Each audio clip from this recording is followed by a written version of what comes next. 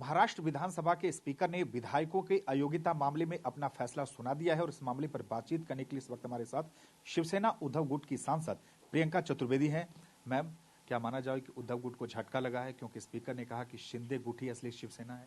झटका तो देश के संविधान को लगा है, झटका तो देश की प्रजातंत्र को लगा है, झटका तो देश के सुप्रीम कोर्ट को लगा है, क्योंकि उन्हीं के जो वर्डिक्ट था उसको अमान्यता दे दी गई है आज स्पीकर की तरफ से। तो झटका, मुझे पूरा यकीन है कि महाराष्ट्र की जनता देख रही है किस तरीके से गलत काम हो रहा है और गलत पे गलत होता चला जा रहा है।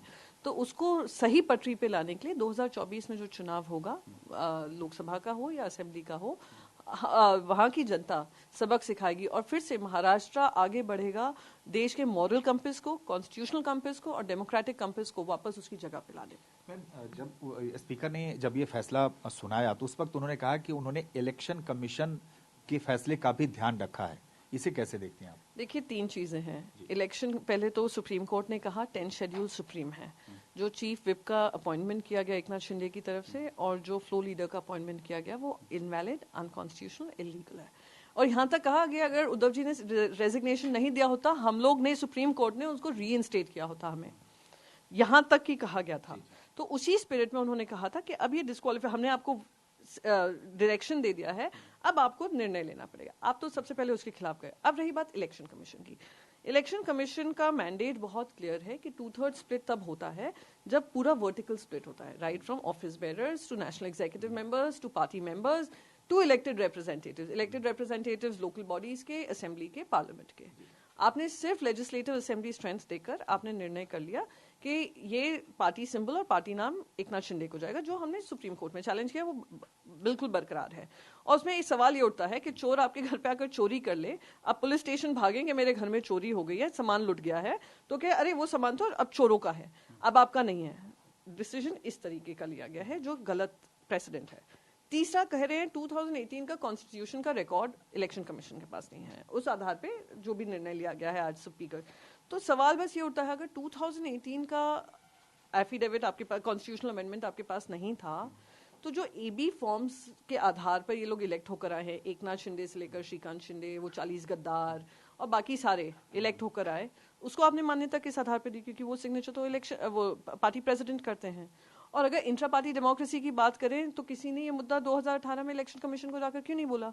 रही बात इंट्रा पार्टी डेमोक्रेसी की, इंट्रा पार्टी डेमोक्रेसी आप कितने पॉलिटिकल पार्टीज का आप देखते हैं, क्या भारतीय जनता पार्टी में इंट्रा पार्टी डेमोक्रेसी है? तो मैम, क्या माना जाए कि आप स्पीकर के फैसले को आप कैसे देखते हैं? आपको लगता है कि ये फैसला भेदभावपूर्ण है या आपको लगता है कि नहीं, इस फैसले से हैरानी हुई? कैसे देखते हैं? नहीं, हैरानी कुछ नहीं हुई, वो बड़ा एक्सपेक्टेड लाइंस पे था। और एक्सपेक्टेड लाइंस पे ये भी है कि जिस तरीके से चीफ मिनिस्टर को मिलना, उन चीफ मिनिस्टर को, आपको ट्राइब्यूनल जज की उपाधि दी है कि आप स्पीकर छोड़िए, अभी अपना पार्टी पक्ष छोड़िए, आप ये छोड़िए कि सत्ता है नहीं है, रहोगे नहीं रहोगे।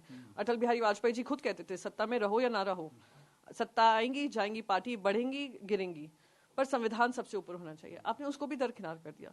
तो हमें किसी तरीके का आश्चर्य नहीं है क्योंकि ये एक्सपेक्टेड लाइंस पे था और हम मानते हैं कि ये कॉन्स्टिट्यूशनली इनवैलिड है, हम इसको चैलेंज करेंगे। पर सबसे सुप्रीम जो है, जो उद्धव बाला साहेब ठाकरे जी भी कहते हैं, जनता का कोर्ट है और जनता के कोर्ट से वो फैसला लेकर आएंगे और सरकार बनाएंगे। आगे मैम, क्या आप लोग फिर इसको कैसे कोर्ट में मूव करेंगे इस फैसले के खिलाफ? वो हमारा शीर्ष नेतृत्व इस पर निर्णय लेंगे और पार्टी पक्ष प्रमुख इस पर निर्णय लेंगे क्या करना है। हमने सुप्रीम कोर्ट में तो ऑलरेडी वो बताया है किस तरीके से जो स्पीकर हैं बार बार चीफ मिनिस्टर से जाकर मिल रहे हैं। पर रही बात क्या आगे का निर्णय होगा, हम मानते हैं कि जनता सब देख रही है। फैसले में राजनीतिक दबाव आपको लगता है? राजनीतिक प्रभाव है, दबाव नहीं है, राजनीतिक प्रभाव है और वो बहुत क्लियर है। जैसे मैं बार बार कह रही हूँ, बचपन से हमने ये सुना था वही होगा जो मंजूर खुदा होगा, फिर रिपब्लिक बने, वही होगा जो संविधान मंजूर संविधान होगा। अब एक नई प्रथा चल गई है 2014 से, वही होगा जो मंजूर अमित शाह और नरेंद्र मोदी होगा।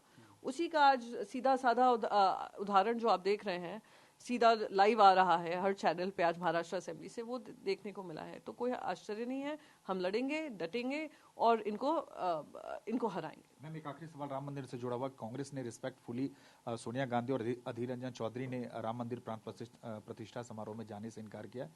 इंडिया अलायंस के सबसे इंपॉर्टेंट पार्टनर है कांग्रेस, आप कैसे देखते हैं और शिवसेना का क्या रुख है इसको लेकर? हमारा रुख तो बहुत स्पष्ट है, हम तो वो हैं शिवसैनिक हैं जिन्होंने ये लड़ाई लड़ी है, राम मंदिर की लड़ाई लड़ी है। Right from 6 December to constitutional validity जो सुप्रीम कोर्ट ने स्टैंप ऑफ अप्रूवल दिया। हम तो वो पार्टी हैं कि जैसे ही हमारे मुख्यमंत्री बने उद्धव बाला साहेब ठाकरे जी, सबसे पहला जो दौरा किया छत्रपति शिवाजी महाराज के फोर्ट के बाद उन्होंने भगवान श्री राम मंदिर पे किया, और वहां पर सबसे पहली पॉलिटिकल पार्टी थी बनी जिन्होंने मंदिर के लिए डोनेशन दिया।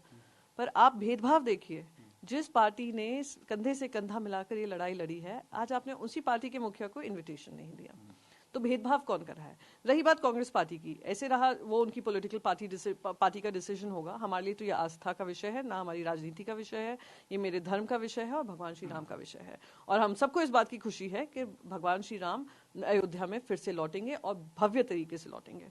पर सवाल ये होता है, 4 शंकराचार्य हैं देश में, चारों शंकराचार्य के पास ये न्योता गया है, चारों ने मना कर दिया है, रिस्पेक्टफुली उन्होंने भी मना किया है और उनके कारण है। तो क्या हम वो कह दें वो भी धर्म के खिलाफ है? वो हमें रास्ता दिखाते हैं, वो हिंदू धर्म कैसे आगे बढ़ेगा, क्या इंप्रूवमेंट्स होंगे, वो बताते हैं। और आप वो नहीं आ रहे हैं, आप सवाल उन पे, यानी आप ये कहने की कोशिश कर रहे हैं कि जो नहीं आ रहा है वो हिंदू धर्म का फॉलोअर नहीं। ये दुर्भाग्यपूर्ण है। तो राजनीति कौन कर रहा है? पिक एंड चूज इन्विटेशन में, pick and choose decision making में, पिक एंड चूज कि कौन आएगा कौन नहीं आएगा, कौन हिंदूवादी है कौन नहीं है। वो भारतीय जनता पार्टी जो कर रही है वो राजनीति का विषय है। बहुत धन्यवाद। ये थी प्रियंका चतुर्वेदी और उनका साफ तौर से कहना है कि जो फैसला महाराष्ट्र के स्पीकर आया है उससे ये साफ है कि ये फैसला उसी तरह का हुआ है जिस तरह से पीएम मोदी और अमित शाह चाहते थे। जर्नलिस्ट अमित के साथ सुमंत कुमार, TV9 भारतवर्ष, दिल्ली।